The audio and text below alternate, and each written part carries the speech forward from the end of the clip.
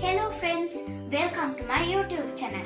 So today we are going to learn about the parts of flowers and diversity among flowers.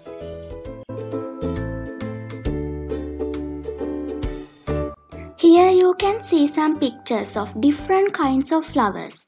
As you can see, flowers also display a great diversity. They differ greatly in size, smell, shape and its color. The most attractive part of the plant is the flower. And here also you can see some pictures of different kinds of flowers. The main function of flowers is to produce fruits. The seeds inside the fruits produce new plants. These seeds are dispersed by various methods such as by animals, by wind, by water and by explosive mechanism. Normally, flowers bear male and female reproductive structures. They combine and form seeds by sexual reproduction. So now, I am going to talk about the parts of a flower.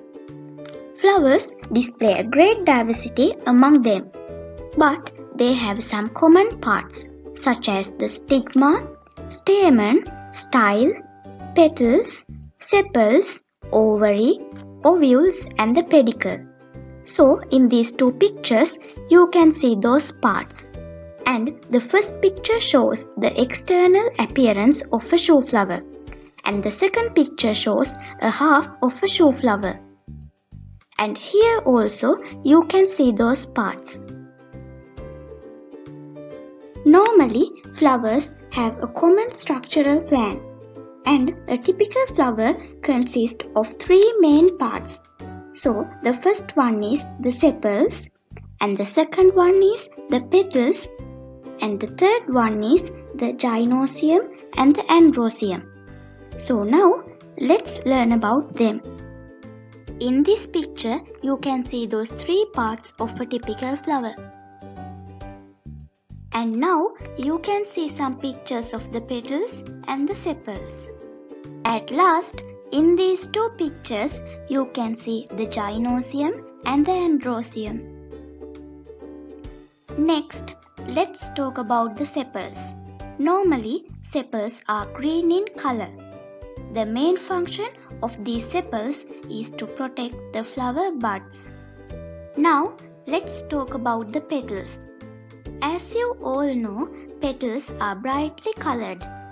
And the main function of these petals is to attract insects for pollination. And also they protect the internal parts of a flower.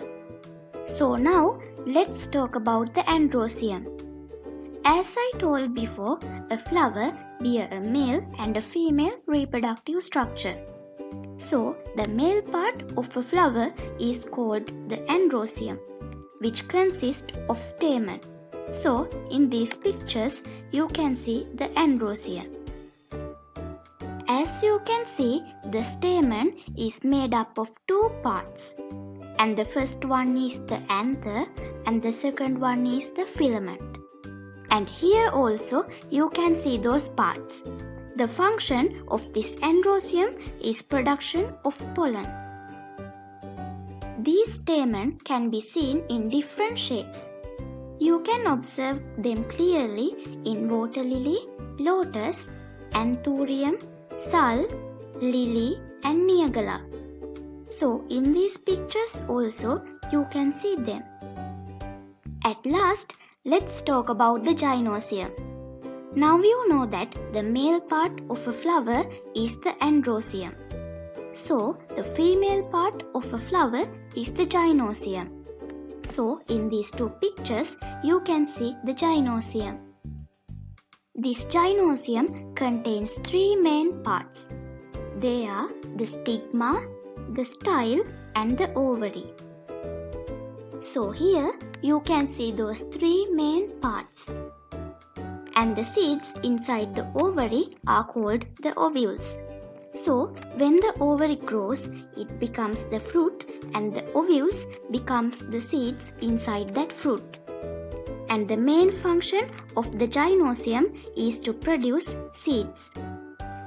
So now I am going to tell you something for your extra knowledge. As I told you before, sepals are normally green in color. But in bougainvillea, sepals have different colors. Not only bougainvillea, musandas also have colorful sepals. So, in these pictures, you can see musandas. Now you learnt about the parts of flowers and diversity among flowers. So, on next day, let's learn about the diversity among fruits and seeds. Thank you for watching my video and have a great day. Bye.